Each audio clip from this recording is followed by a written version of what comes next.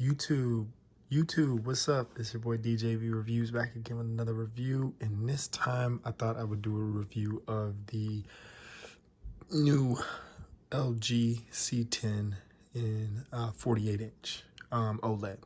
Um, I've had this TV for a few days now, and I have to say I am absolutely stunned at the clarity and the responsiveness and the deep blacks that OLED has to deliver.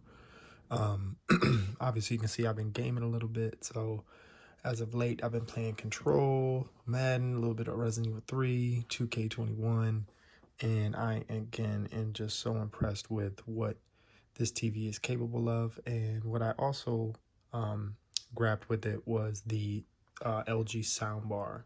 I think it's the model number is the SLY8G, I believe. And this soundbar supports both Dolby Atmos and DTX, which also just obviously delivers an awesome audio experience to sort of complete the entire setup that I got here. Granted, I feel like depending on how far away you are from the TV and what your setup looks like, with the Dolby Atmos sound that the TV already has, the TV already has great sound without the soundbar. I just paired it with the soundbar because there was a deal or they had like a special with it, so I was just like, oh, I might as well grab that now. Right now, this is a temporary setup. Eventually, I want to, set this up in like an office, but for right now, I was too psyched to just let it sit until I could get that all set up. I was like, I'm just gonna unbox this thing and start playing. So I've watched a couple movies on it already too, which just look again absolutely stunning with the Dolby Vision.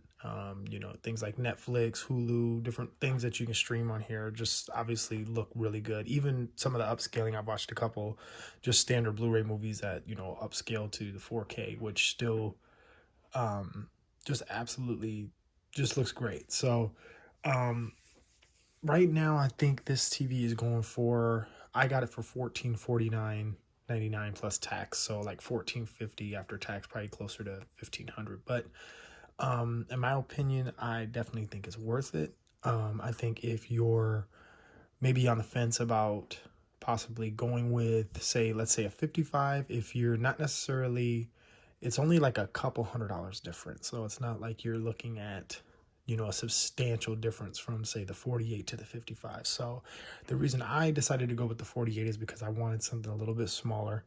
My main TV that I've had for over a year, a little over a year now, is the LG C9 in a 77, which I will be doing a review on that as well. But this is just kind of some of my first impressions on this C10. This isn't necessarily a review by any means. I'll probably post a later video really kind of going into a deep dive of what I think of the TV and really kind of talking about all of the features and what the TV is capable of. But just right out of the gate, very, very impressed with I really, really like the size. I think the colors look absolutely amazing. Obviously, with OLED, you're going to get those deep blacks and rich colors that just pop. So I think if you are in the market for a TV and maybe you don't necessarily want to go with, say, like a 55 or a 65, and you're looking to I've seen a lot of YouTubers and a lot of tech reviewers kind of using this now as their sort of their monitor now for their, setup. A monitor replacement. And honestly, I can say there's something about the immersion that you get with playing on a smaller screen. I don't get me wrong, I do love playing and gaming and watching movies and everything on my 77-inch, the C9, but there, again, is just something a little bit more. I feel like you can just, I don't know what it is. Maybe it's just me, but I just feel like you can focus and hone in a little bit more on something that is a little bit smaller, but you're closer to. So, again, that might just be personal opinion, so you kind of take that with a grain of salt. But I really do think that if you're in the market and you're possibly looking for, you're at that point where you're looking for a monitor, maybe even a higher end monitor, depending on what it is you're looking for. Mine was obviously for this TV in particular. The investment was more about the gaming, and with the new consoles coming out here in just a little over a month. The Series X, Xbox Series X, but also the PlayStation 5, really going to be able to take advantage of and optimize sort of the features with the HDMI 2.1. So that was another huge thing. One of the reasons I decided to go with the LG versus, say, a Sony, or I think there's also a Vizio OLED that just recently came out, but has an LG panel. But with that TV, one thing about the Vizio, and I believe the Sony's, I'm not even sure if the Sony supports, depending on the model you're looking at. I don't think they have HDMI 2.1 currently, at least not on the version or on the TV that I was looking at. And the Vizio did have it, but the only downside to the Vizio was it only had two HDMI 2.1 ports. Now, granted, not necessarily that I'm going to be using or utilizing anything like the four HDMI 2.1 ports, but as far as what we've all heard, the future proofing of getting a TV where eventually down the road, even if it is years down the road, we might see more devices support HDMI 2.1. So rather than only having a couple HDMI ports that have the 2.1 capabilities, I decided to go with something that has it for all HDMI ports, which to me is just, again, further future proofing the TV so that it remains beneficial, down the road. Again, if I have multiple devices connected to it that support HDMI 2.1. And again, maybe that is years down the road. Maybe we're not close to that yet for other devices aside from these next gen consoles, or a high end PC, depending on what you have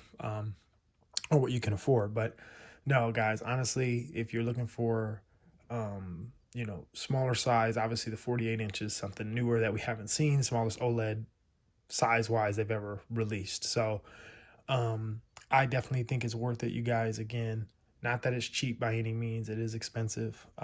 This video is not sponsored. I paid for this with my own money out of my own pocket. So again, I feel like you can just give for me, it's a very honest review as to how I feel about it, and I am absolutely stunned at how great it is. So let me know what you guys think in the comments. Feel free to hit that subscribe button, little notification bell, so anytime I post new content, you guys are making sure that you're getting the notifications that I got new videos up. So I will try to start getting back to posting videos more frequently and talking more about some of the tech that's out currently, but also some of the tech that's coming soon. So appreciate you guys watching, guys. Again, go ahead and feel free to share the video, subscribe, hit that like button. Helps your boy out. Peace.